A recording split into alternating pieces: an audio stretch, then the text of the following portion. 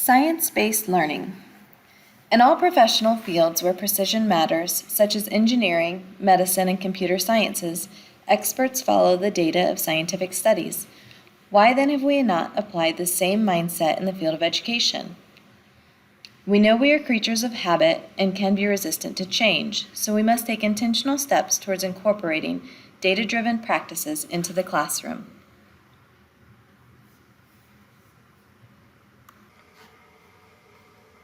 Learning objectives. Upon completion, participants will be able to create curriculum that applies science-based learning methods, evaluate current practices for areas of refinement, and analyze lesson planning to incorporate the concepts of retrieval, spacing, interleaving, and elaboration.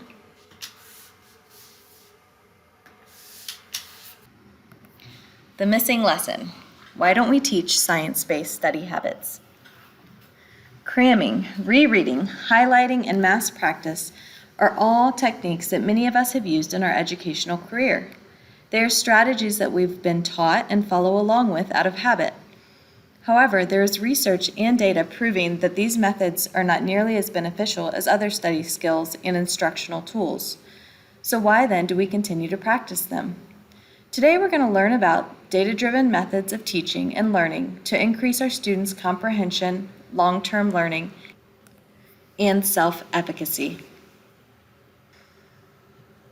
On our journey introducing students to science-based methods of learning, we must remind them that meaningful learning requires effort.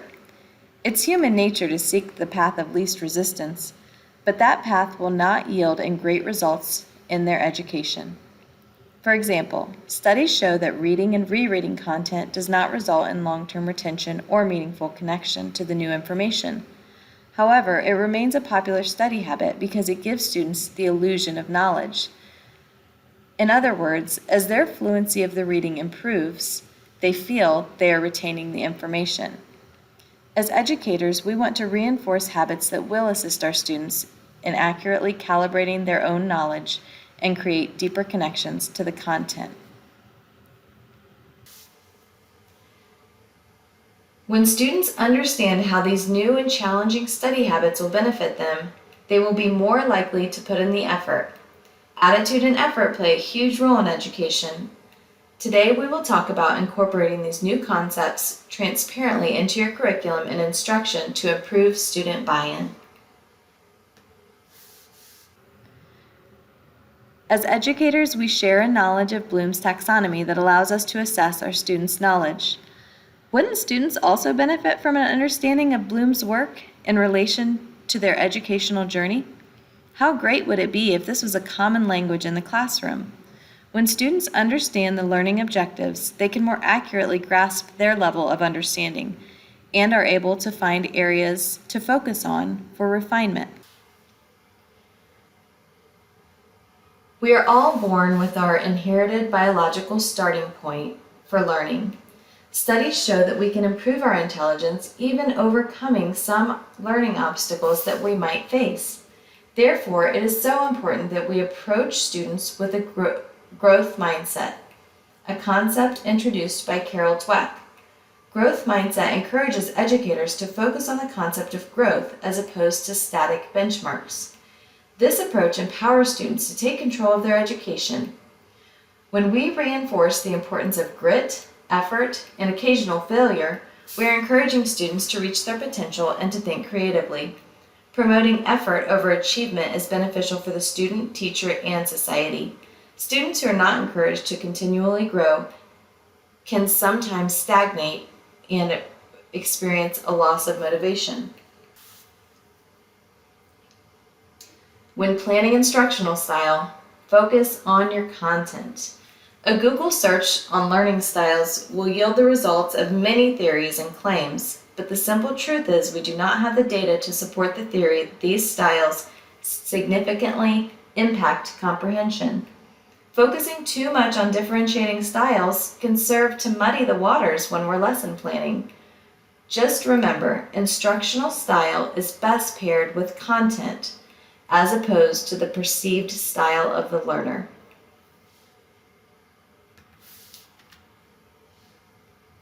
Now let's discuss some of the tools that studies show produce results. Retrieval practice comes in many forms. Some examples are flashcards, testing from a teacher, and students self-testing. Retrieval is a key in creating stronger memory pathways to new information, as well as connecting to prior knowledge and giving it meaning. Retrieval should be a common practice in the classroom, most frequently used in low-stakes environments for the purpose of knowledge calibration. Students should be reminded the benefits of retrieval practice versus mass practice in rereading so they can form new study habits.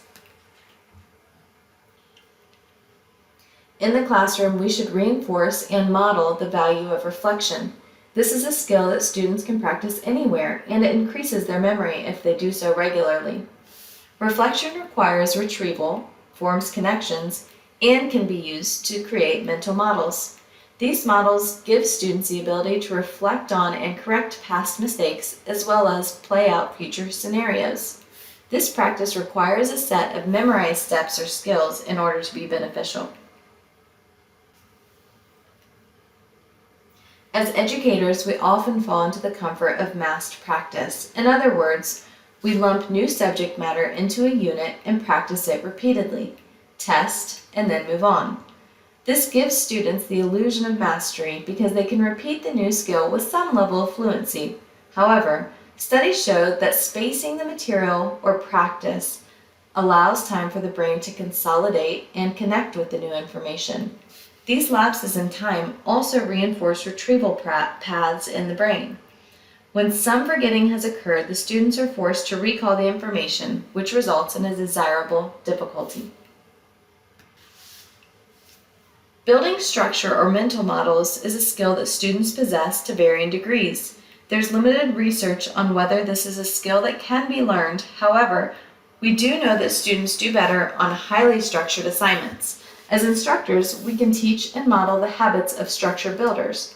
Cultivating a habit of reflection, finding the big ideas, and connecting to prior knowledge are helpful ways to reinforce this concept for our students. When we are acquiring knowledge, much like gaining physical strength, a person must gradually challenge themselves to more difficult tasks. The concept of desirable difficulties promotes active learning. Students should be challenged to make their own connections and to solve problems as they go. Information that is spoon-fed does not challenge the learner to participate and will not be retained.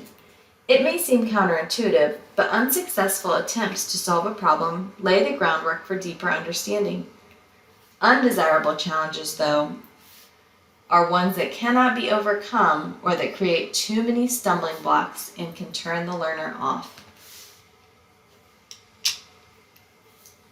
Interleaving is when we change up the type of problem solving students are doing.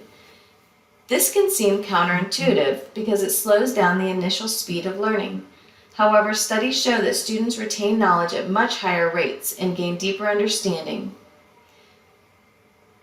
The stopping and starting of new types of problem solving can be frustrating to the students because it forces them to work harder mentally, but this is also why it proves to be an effective learning tool. Best practices in the classroom include frequent calibration of knowledge. We as humans rely on two forms of knowledge. One is intuition, and the other is based in reasoning and controlled responses. A common illusion that teachers should be aware of is their habit of overestimating the knowledge and experiences of students. This results in frustration when students are not meeting goals. Now let's talk about implementing these practices in our classrooms. Instructors can help students practice retrieval through low-stakes quizzing, self-quizzing, and written reflections. Flashcards and classroom response systems are another great tool. In the art classroom, I like to begin the day with a fun and quick activity identifying art pieces or defining vocabulary or techniques. This reinforces our shared spoken and visual language. Encourage your students to make reflections a regular part of their day. These reflections can be written assignments, quick audio clips describing the content of the lesson, or discussions in class.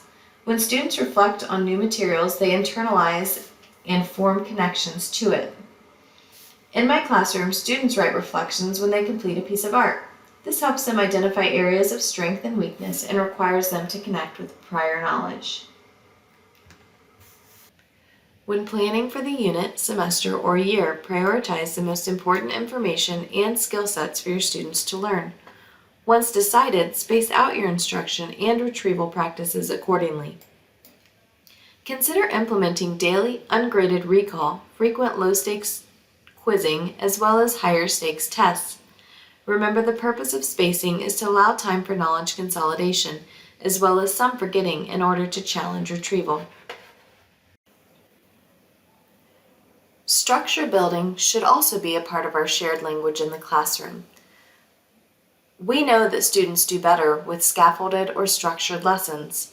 Add structure to lessons by asking students to connect new information to prior knowledge, share their own related personal stories, and recount big ideas from the lesson. Transparency is essential when we want our students to problem solve on their own. In fact, asking students to solve problems before giving them the necessary information can be a beneficial exercise. For students, the act of searching around for prior knowledge and trying to make connections prepares them for the new information and encourages creative thinking. Make sure to preface such an activity by acknowledging that the students may not get the correct answer, and that's okay. In the art room, I like to have students attempt to create a drawing before I give instruction, and then again after the instruction, so they can see their improvements and also where they succeeded.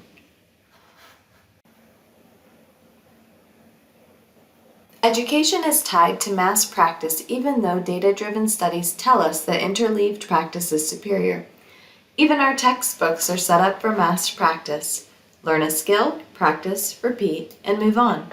Since our textbooks won't do it for us, we must take the lead and incorporate interleaving intentionally in our lesson plans. Interleaving is bringing different problem-solving skill sets together in one lesson. In the art room, I practice interleaving by interrupting art making with critique or skills practice. This interruption can feel jarring to the learner, but shifting from one skill set to another makes them work harder and make connections that they would not make otherwise. Much like weaving a basket, we weave new threads of information to the structure of prior knowledge. When we do so, they form a strong base of knowledge. Making assumptions about student knowledge is something we want to avoid. A baseline understanding of student prior knowledge can give teachers an advantage when lesson planning. I've had great luck in my classroom by asking students to rate their own perceived ability, knowledge, or experience in different areas of art making on a Google Sheet. I grade this assignment based only on completion, so that there are no right or wrong answers, and I can see the data individually or as a class and target areas of weakness. Another great option for recalibration are quick quizzes, especially when there's an app or educational system that gives immediate feedback.